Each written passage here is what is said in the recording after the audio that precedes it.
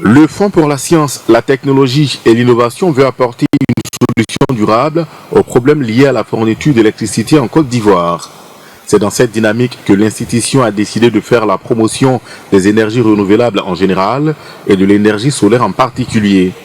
Cette initiative vise à permettre aux chercheurs ou inventeurs du secteur de l'énergie de proposer des solutions idoines pour éviter au pays les situations de rationnement ou délestage électrique qu'il connaît par moment. Pour le secrétaire général du FONSTI, l'État doit accorder une place importante à l'énergie solaire photovoltaïque dans son mix énergétique. Le FONSTI, donc, qui est un fonds destiné au soutien de la recherche et de l'innovation, a décidé donc d'accompagner toutes les initiatives en Côte d'Ivoire susceptibles donc d'apporter des solutions donc, en termes de fourniture d'énergie à nos populations à travers donc la valorisation des énergies renouvelables en général et surtout de l'énergie solaire en particulier.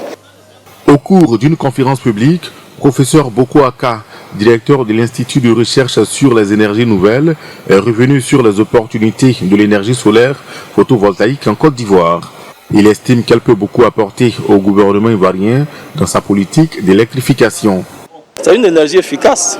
Peut-être que c'est l'investissement au départ qui peut être un peu prohibitif, mais on sait que la durée de vie des panneaux, par exemple, c'est 20 à 25 ans, 30 ans. Donc ça peut être amorti au bout de 20 ans. Voilà. Mais au départ, effectivement, ça peut revenir un peu cher. Voilà. Mais sur le temps, je pense qu'il y a un retour sur investissement qui est quand même intéressant. Sur les 2250 MW de puissance électrique que produit la Côte d'Ivoire, 75% proviennent des centrales thermiques à fossiles et 25% d'hydroélectricité. La part des énergies renouvelables hors hydraulique est donc embryonnaire.